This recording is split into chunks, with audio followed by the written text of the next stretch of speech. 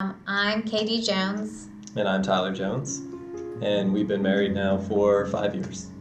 So we started trying to have a baby as soon as we got married, which is actually going on almost 6 years.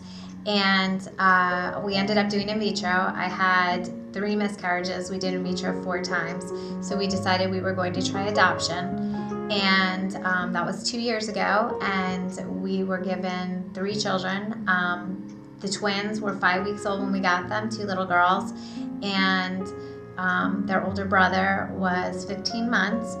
And after we had had them for a year and a half and it was looking like the adoption was going to be final, we were told that they were going to go back to their biological parents, that their biological parents had come clean and they weren't using drugs anymore, and they were going to be leaving us February 23rd.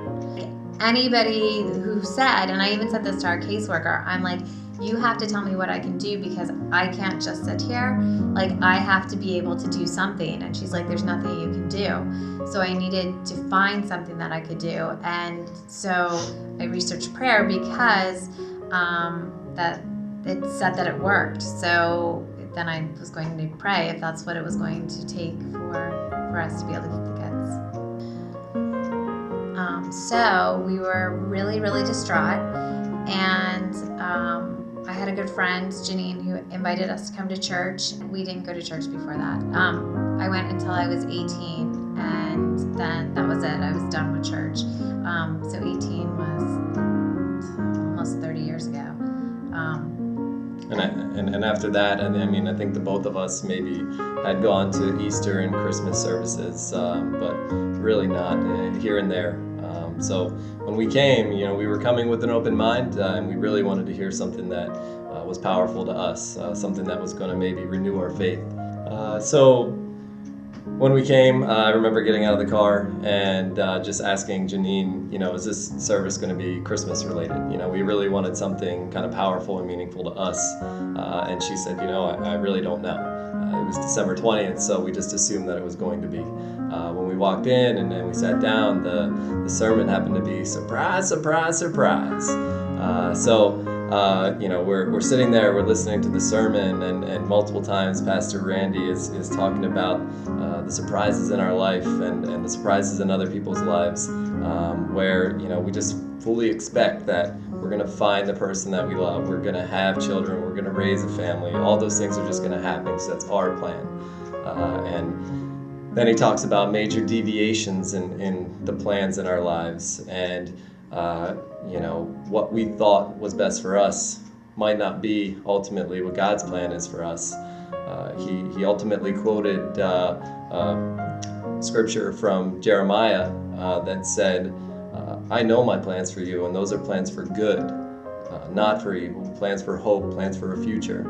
And I think that scripture right there really, really hit home. And I know I was emotional throughout the entire sermon, as was Katie. We sat down with Randy after the sermon. We had a prayer circle.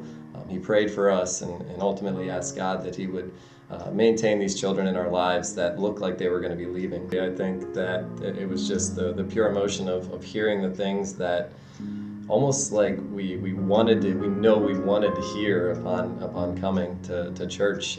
It was the right words for us that day. It was exactly what we needed to hear.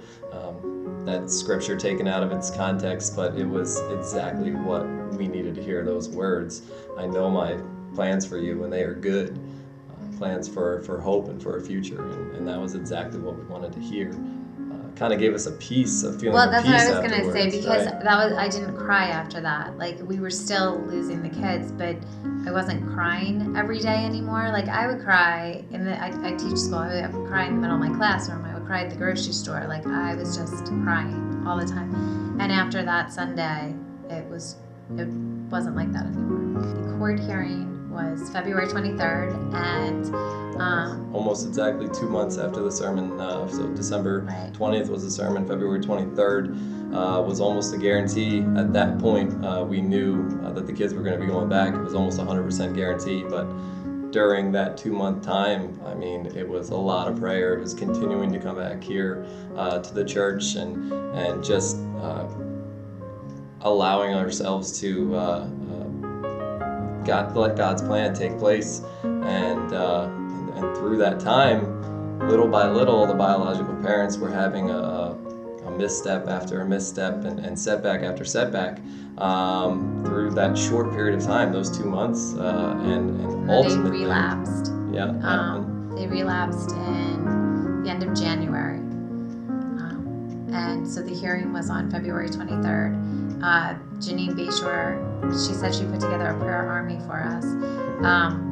So we went into the court hearing that day, and they called us over, and yeah, we were pulled into another room with the biological parents, which wasn't like normally, because we've been to 5 court hearings, so this one was different because they said we're all going to meet, and the caseworkers from Children and Youth, the caseworkers from the adoption agency, from Diacon, us, the parents, and the parents said they decided to sign the rights over, to terminate their parental rights, and that we would eventually, we're still in the process, get to adopt them. So just hearing them say that, and in those short 2 months coming all that way, and at that hearing we were supposed to hear that the children were going back. And what we actually heard that day, 2 months later, 2 months after that sermon, after we first came here, was that the biological parents were signing over their rights voluntarily to those children. Was just an amazing surprise, you could say. So these are our kids here. This is Lacey, Mason, and Eva. I think we've become stronger believers, and just knowing that Can I see it? knowing that these children are going to be in our lives forever, and that was the plan that he ultimately had all along, even though we were at a point where we thought that wasn't going to be the plan for our life. But here we are now today, and here they are with us still. So we just praise him for that. Yell it. Say it.